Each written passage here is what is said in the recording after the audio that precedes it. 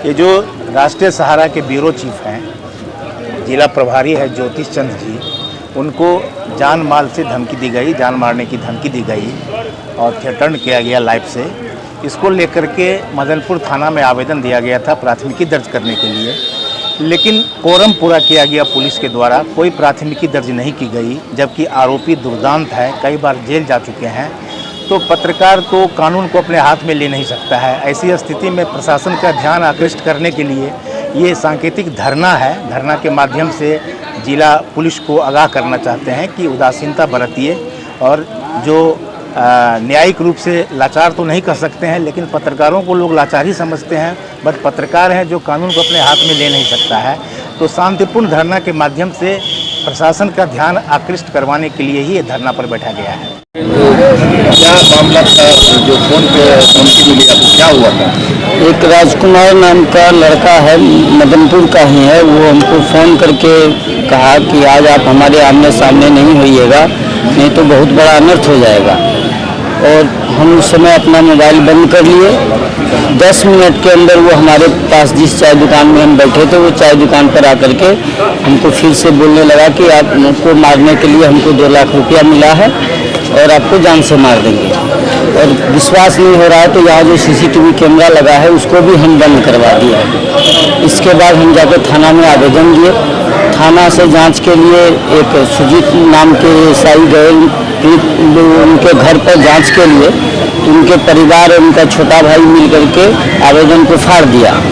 हमको फिर से दोबारा बुलाकर थाना आवेदन लिया गया और अभी तक उस पर कोई कार्रवाई या FIR दर्ज नहीं हुआ है, जिसके चलते आज हमारे संग 1 दिवसीय धरना दे रहे हैं।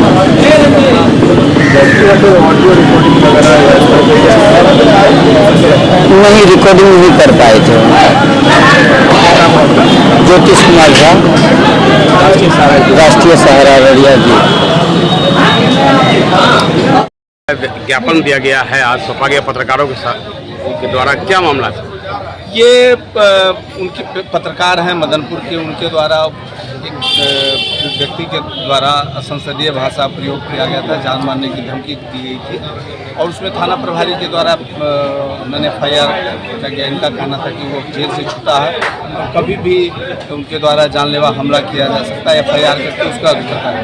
इनकी मांग उचित है, हम लोग उसको अपने स्तर से देख रहे हैं। हमारे पुलिस अधीक्षक के भी संज्ञान में आई है बात और हम लोग उसको अपने स्तर से इसका समाधान करेंगे और अगर उसमें किसी प्रकार की त्रुटि होगी, लापरवाही होगी तो हम लोग क्योंकि इससे पूर्व भी एक पत्रकार की हत्या हुई थी रानीगंज में सर। उस पत्रकार की हत्या हुई थी और उसका परिवेश अलग था। वो उनके व्यक्तिगत भाई की हत्या हुई थी, उसमें पुलिस के द्वारा पुख्ता कार्रवाई की गई और उस प्रकरण में मैं ये भी बता दूं कि मैंने चार्जशीट किया और अभी जो 2 अभियुक्त छूटे हैं जिनकी भी हत्या बाद में हो गई, उनके परिजन के द्वारा गवाही तक नहीं दी, जबकि हम लोग ने अभी भी 4 सुरक्षा और 1 पदाधिकारी उनके यहाँ तैनात है उनके सुरक्षा में, लेकिन इसके बाद भी उनके द्वारा गवाही नहीं दी, ताकि और कहीं न कहीं या तो अविश्वास है या कमी है इतना होने के बाद।